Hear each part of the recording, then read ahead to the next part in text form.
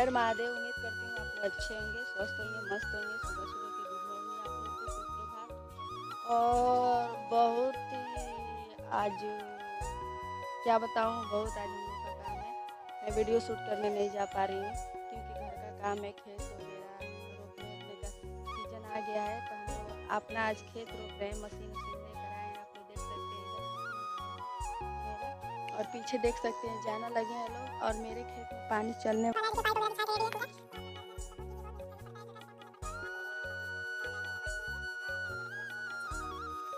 तो देख सकते हैं फाइनली मेरा मशीन लग चुका है, उधर जाना है लोग।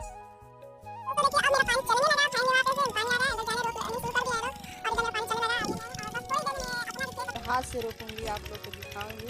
ज़्यादा मेरा खेत नहीं है, बस 3 से 8 कट्ठा है। और फाइनली आज 8 कट्ठा अपने हाथ से हम लोग रोपेंगे, बाकी सब जाना रोपेंगे।